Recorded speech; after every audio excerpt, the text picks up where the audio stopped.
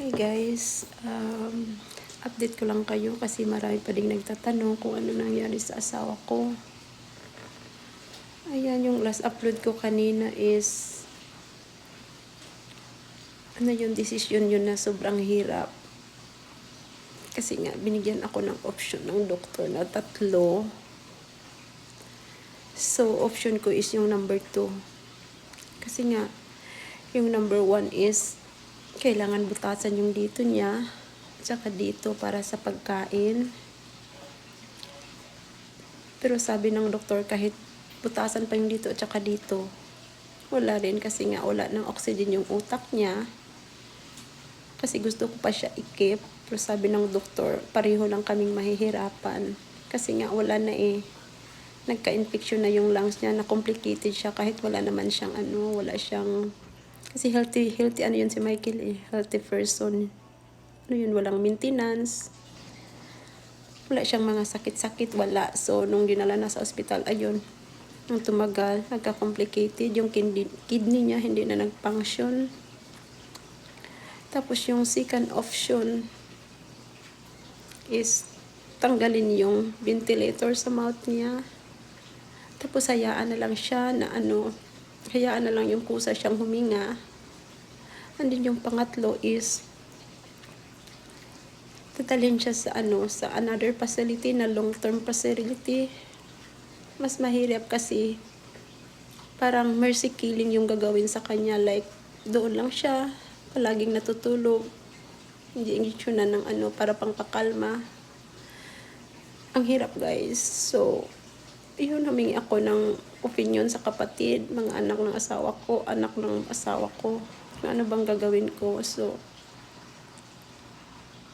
halos isang buong magdamag ko talagang pinag-isipan kung ano ba talaga yung gusto ko. Kasi yung una, sinabi ko na sa doktor na yung first opinion na butasan yung dito para magkusa siyang ng oxygen. Tapos pong pangalawa ay tapos butasan yung dito niya para sa pagkain. Pero hindi din siya babalik sa dati kasi nga yung brain niya is nag-swelling, kumbaga na talaga siya. Hindi na siya active, wala na. So ayun, sinabihan ako ng doktor nga, I have a lot of time na pag-isipan kong mabuti. So ayun, ang daming mga doktor na nagsabi na kahit anong gawin mo, wala ng pag-asa yung asawa mo, burden lang daw sa akin yung ganito ganyan. So pati yung mga friend ko na nakasurround sa akin, ayun yung ding sabi niya na wala nang pag-asa kasi nga pag brain na kasi, pag wala ng oxygen, wala na talaga yung tao.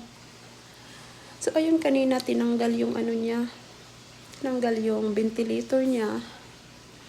Andiyan, hinayaan na lang siyang mangyari sa kanya kasi after 2 hours, kung humihinga pa siya, dadalhin siya doon sa hospice, yung tinatawag nila dito guys, na ilagay siya doon for team. It look like a nursing home na doon siya. Tapos, kumbaga, ba siya? Kung mamatay man siya, mapayapa, walang pain. Yun bang ganun? So, ayun, tawag dito, pagkatapos tinanggal after 1 hour, kasi hindi ako pumasok sa room niya nung tinanggal yung ventilator niya kasi nga hindi ko kaya, kasi baka makita ko na siya, yun bang hinahabol niya yung hininga niya. So ganun. So okay lang.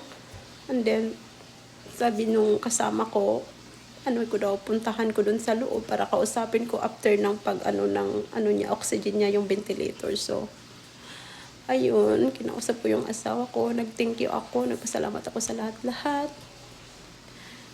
Kasi nga sabi ko, kung kagustuhan na ng Diyos, wala na tayong magawa.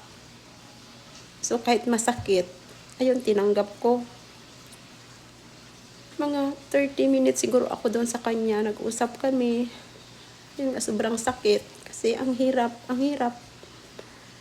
Yun, pagkatapos kong kumausap sa kanya, lumabas ako sa ICU. After 2 minutes, sumunod yung nurse sa akin. Tapos sabi niya, he passed away. So, yun guys, sobrang hirap.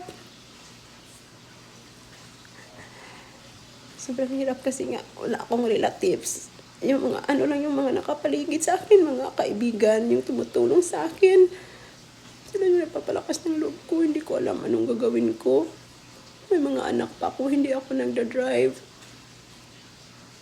So sa awa naman ng Diyos, may mga taong tumutulong sa akin na mga mababait.